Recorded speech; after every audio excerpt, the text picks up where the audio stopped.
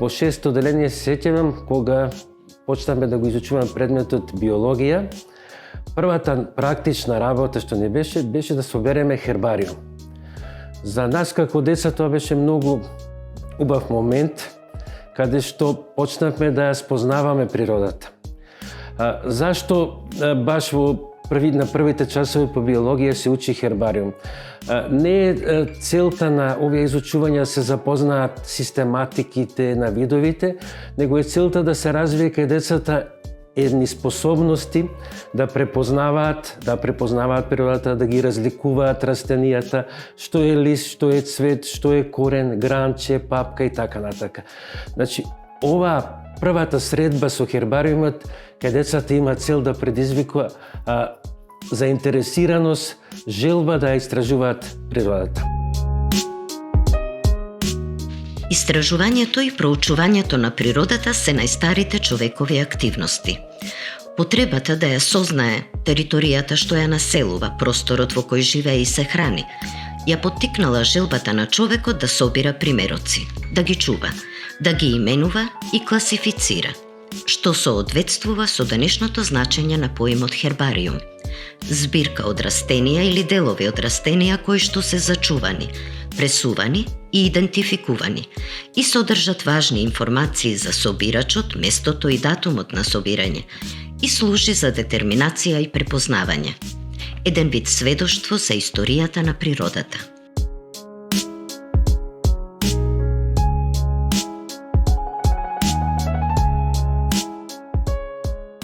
Како и пред 8000 години, така и денес, човекот многу од секогаш бил многу тесно врзан со растенијата. Главно преку своите потреби, значи дали тоа биле растенија за храна, за огрев, лековити растенија и слично, човекот од секогаш ги користел растенијата и поради тоа, сето тоа акумулирано знаење за растенијата, морал да има начин некако да го пренесе на идните генерации. Порано тоа одело со покажување физички на местото кое е тоа растение. Сме слушале често Александар Македонски кога одел на исток, често му пракел примероци од растенија и животни екзотични за тогашните грци и македонци, луѓе на ова подрачје, на својот учител Аристотел во Атина за неговата збирка. Како се менувала свеста на луѓето, например лековитите растенија и општо медицинарите биле често монасите во православните манастири кај нас. Например, имам еден запис што се смета дека е постар од 15-тиот век на Хиландар на Светагора, кој се вика Хиландарски медицински кодекс, каде се забележани околу 140 лековити растенија. Заради политичката состојба тука кај нас на Балканот, во Европа прва се развила таа систематска научна мисла и со тоа во Италија, во Пиза, во 1543 година, ботаничарот и лекар Лука Гини го има формирано првиот, еден најстар официјален ботанички хербариум.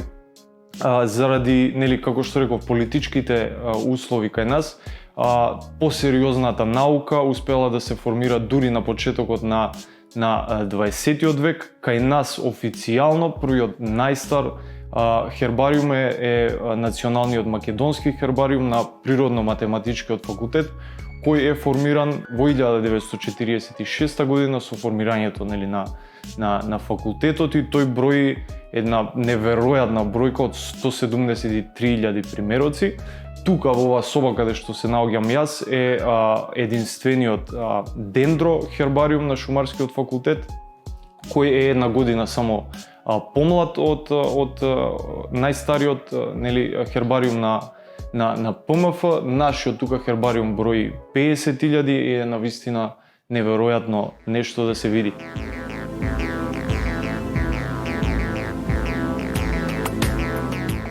Без разлика за каква хербарска збирка се работи, збирка на лековити растенија, ботаничка или пак збирка на дрвенести растенија, патот за изработка на хербариумот подразбира барање, собирање, пресување, сушење и конечно детерминација на обработените примероци.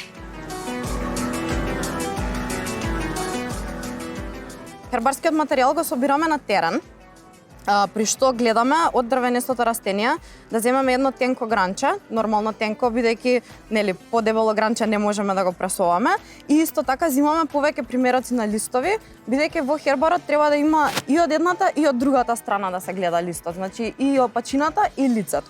За прибирање на овој материјал најдобро е да се прибира на пролет, меѓутоа не е грешка да се собира и есен и зимно време без разлика. На терен носиме ножички обавезно, бидејќи гранчињата тешко се кршат. Носиме секако тетрадка во која што се запишуваат главните податоци и носиме преносна преса.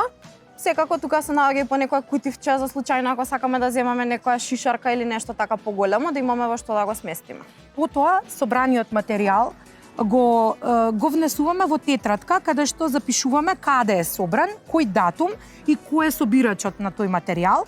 Така, исто така, ако има некои еколошки елементи кои што се значајни во неговата околина, и тие ги запишуваме исто така, и тоа е битно. Обично идеме двајца, заради тоа што е потребно некој од нас да ја носи пресата и сето тоа да го смести во пресата, која што е теренска преса. Лесна е за носење, малецка и практична многу.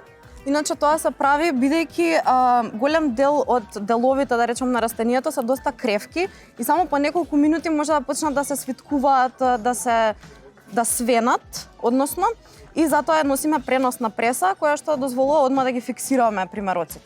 Собраниот материјал треба да биде внимателно одбран, при тоа да не се оштети она што останува во природата, за да може повторно да си расте како што треба.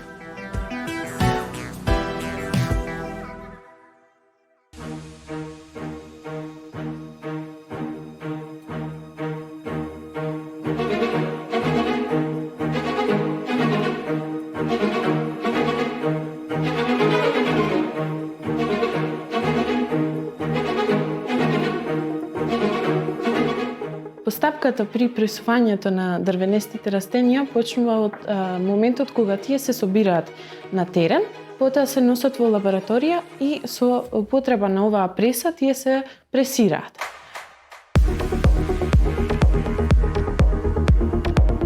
Се ставаат на лист хартија дрвенестите растенија, кои што специфично може да бидат листови од дрвенестото растение, дури и цветови, меѓутоа и во одредени случаи може да бидат и корења. И со помош на оваа преса се пресуваат. Исто така се врз нив под притисок се стави уште една заштитна хартија. Откако ќе се стави растението под притисок во пресата, секој нареден ден се минува хартијата поради заштита од влага и се проверува дали е се во ред со растението и дали се суши. Откако ќе заврши процесот на сушење, се вади примерокот од даденото дрвенесто растение, при што се обележува кој го собирал, името на растението и видот и датумот на собирање. Се става во збирка, хербариумска збирка, која што после се употребува за научни цели.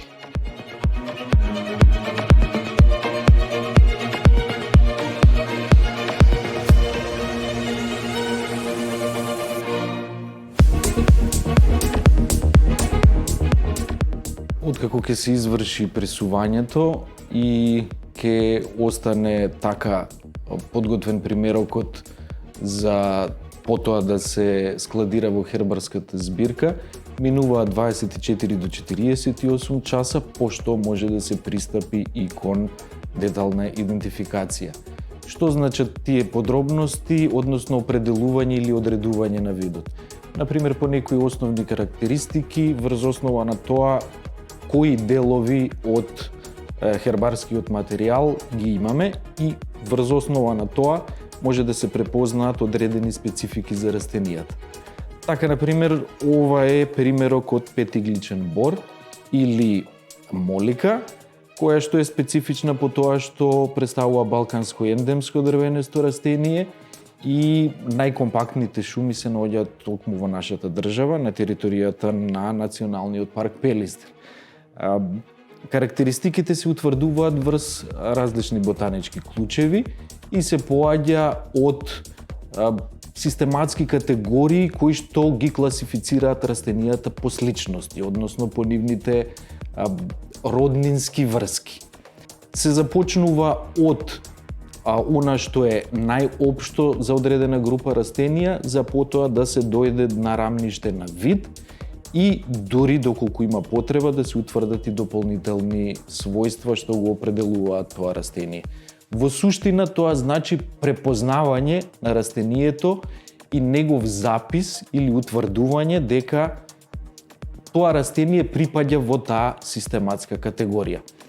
А доколку станува збор за карактеристики што ги определуваат листовите или делови од листовите, во овој случај игличките, се определува завршетокот на игличките, појавата на смолавост, листните ракавчиња во основата, бројот на игличките исто така во овој случај, и сето тоа насочува кон препознавање на дрвенестото растение или тревесто доколку станува збор за поинакви примероци.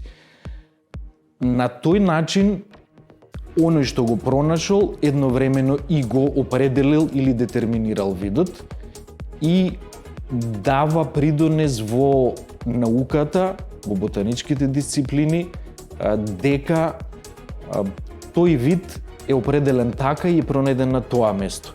Се дополнува и годината, по можност дури повеќе карактеристики, онаму каде што тоа успева, ако припаѓа во определена шумска заедница, што понатаму значи пак одлична архива за продолжување на научно-истражувачката работа, од една страна, а од друга страна остава белег за неговата мината работа.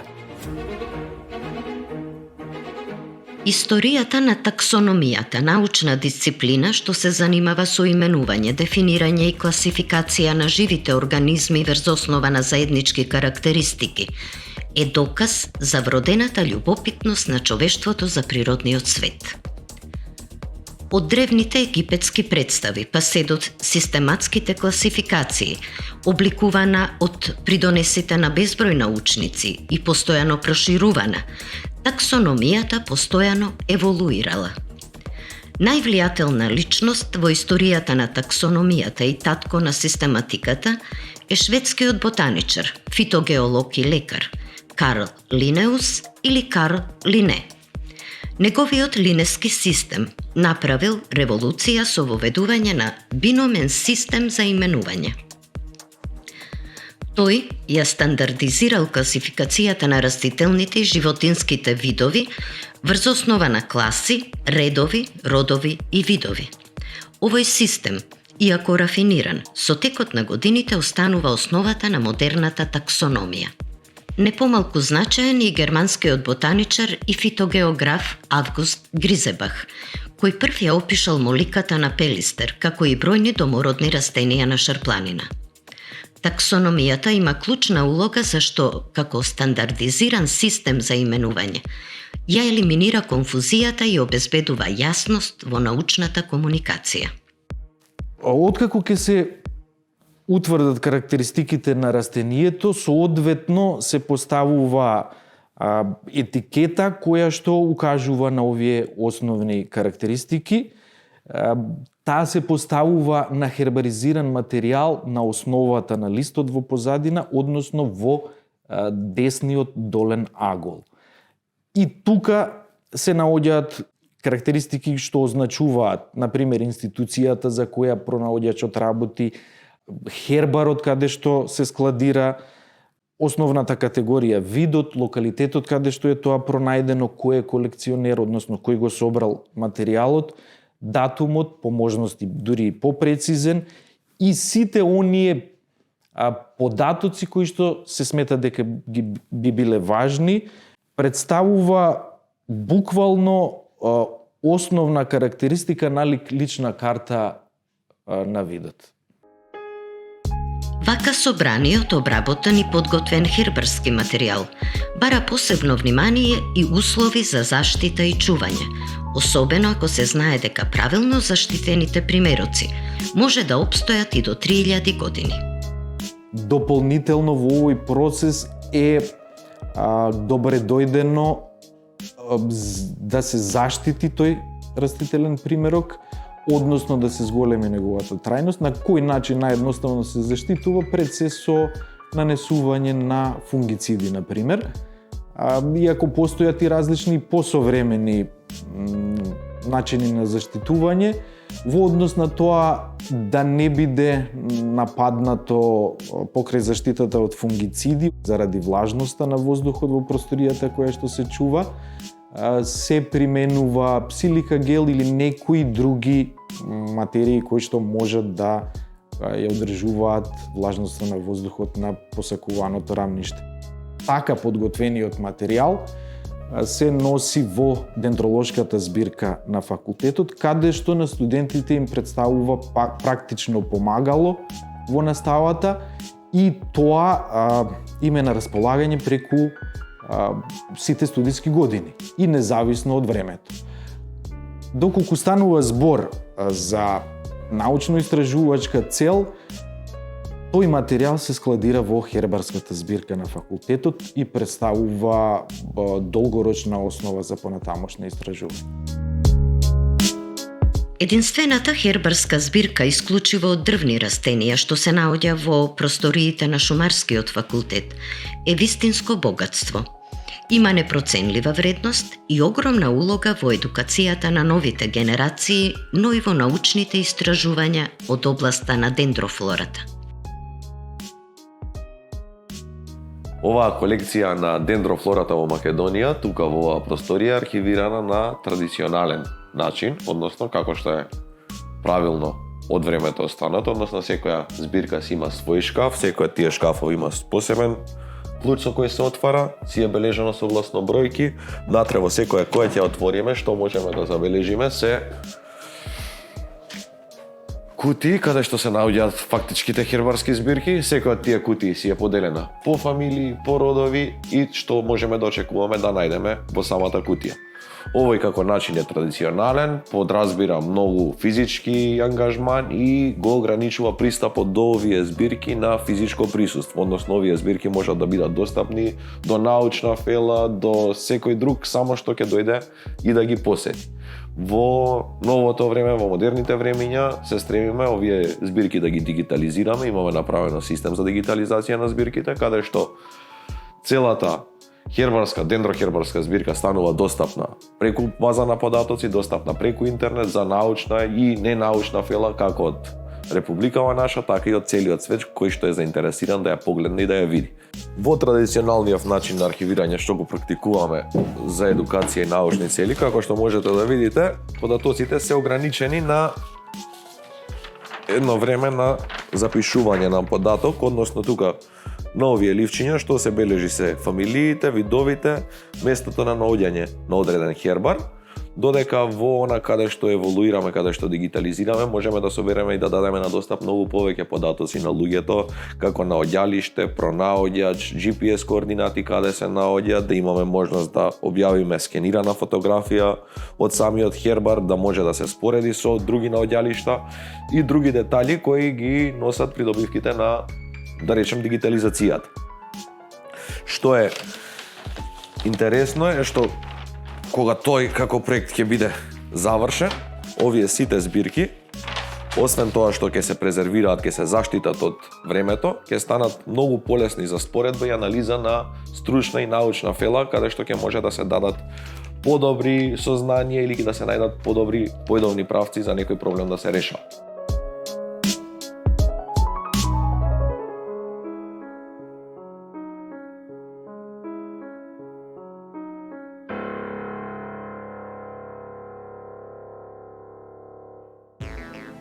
Особено значајна и интересна е дендролошката збирка на автохтони примероци.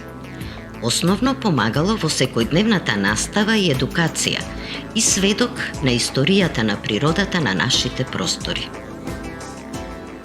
Ова е дендролошката збирка, хербарска, исклучиво составена од автохтони, односно домашни видови, и истата има цел, односно намена, едукација на студентите, каде што може да се запознаат со дендрофлората која што е природно застапена во Македонија. Студентите многу ја користат и многу им помага во нивното изучување на видови. И тоа е и незината основна цел за тоа што е направена.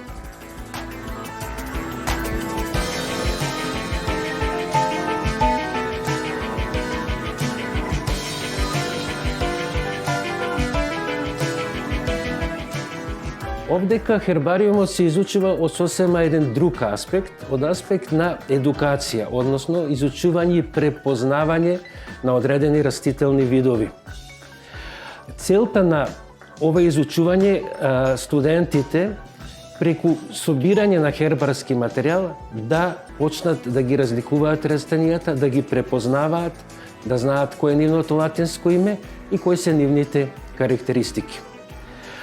Тука да кажеме дека завршува тој едукативен дел на собирањето на хербариумот. Покрај едукативната улога што има хербариумот, тој има и голема научна улога и научно значење. Научното значење е тоа што се собираат материјали каде што се споредуваат растителни материјали, каде што се изучува нивната морфологија, нивната различитост, еколошките услови каде што припаѓаат и се изучува поврзаност на одредени растителни видови со одредени еколошки, географски и други предели. Значи, ова е веќе еден повисок степен на изучување и кој што има научна вредност. Тоа дава голема помош при идните истражувања и при идните научни согледувања на распространување на одредени растителни видови. Со над 50.000 примероци, подредени по фамилии, родови и локалитети, некои од нив постари и од 120 години, единствената хербарска збирка на дрвни растенија при Шумарскиот факултет повеќе децении сведочи за нашето богато и единствено природно наследство. Сведоштво за различностите и важноста на дрвенестите растенија. Запис за оние наши ретки, автохтони, но и за оние загрозени видови. Жив сведок на едно време и моќна алатка на сегашните и идни генерации. Непресушен извор за проучување на незаситните научни умови. И подсетник, дека кога имаш нешто толку вредно и единствено, треба да го цениш, да го сакаш, но и да го чуваш, за да се гордееш со него.